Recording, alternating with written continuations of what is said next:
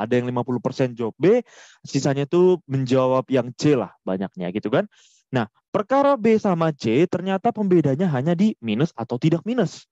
Nah, kalau menentukan dia minus apa tidak minus, kalau jawabannya pasti 16 dengan per 16 ya kan teman-teman ya. Kayak gitulah hasilnya nanti. Nah, sekarang yang mau kita tentukan, gimana sih penentuan apakah memang negatif atau positif hasilnya? Satu-satu kita kerjakan. Coba kita kerjakan yang bagian bawah dulu. 8 kali 1 kurang 3 berarti 8 kali minus 2. Simple ya guys ya. 1 kurang 3 minus 2. Bikin satunya, kurangkan 2-nya, berarti jadi minus 1 lah jari kita. Minus 1. Nah, sekarang kalau min 4 kuadrat, itu kan berarti kalau minus dikuadratkan, berarti hasilnya 16 ya guys ya. Kalau misalnya minus dikuadratkan harusnya positif dong. Nah, mantep. Kalau misalnya kita mikir gini berarti terjebak. Hati-hati guys. Kenapa? Karena akan ada perbedaan antara min 4 kuadrat dengan min 4 kuadrat. Cara bacanya sama. Sama-sama min 4 kuadrat. Cara bacanya sama. Tapi penulisannya berbeda, akan menghasilkan hasil yang berbeda juga.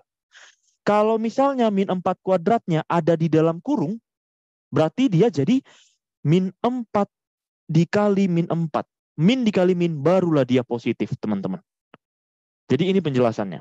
Kalau misalnya di dalam kurung, berarti dia min 4 dikali min 4. Makanya dia jadi positif. Oke?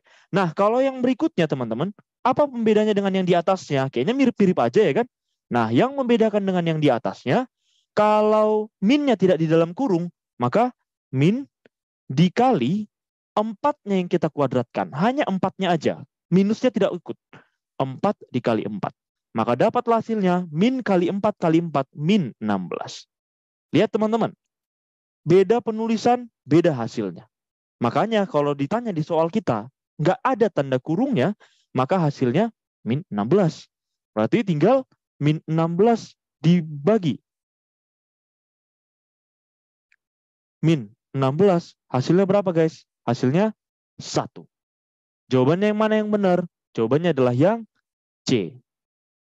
Gitu. Gimana nih buat teman-teman yang tadi jawab yang B? Apakah sudah bisa?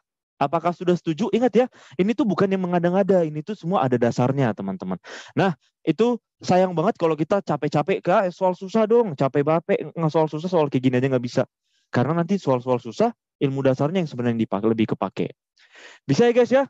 Nah, semoga bisa, semoga menjawab, semoga membantu. Sekarang apakah boleh kita lanjut? Nah, ada pertanyaan nih, tadi kalau nggak salah aku lihat.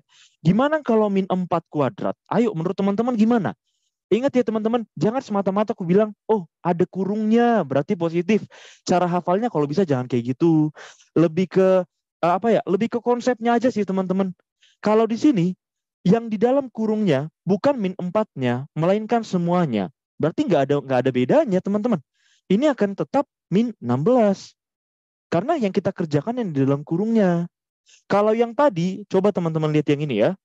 Karena dia min 4 dalam kurung kuadrat, berarti yang di dalam kurungnya kita kuadratkan. Gitu dia guys. Semoga bisa ya. Kalau ini kan kurungnya di dalam, dia nempel ke 4-nya. Gitu dia.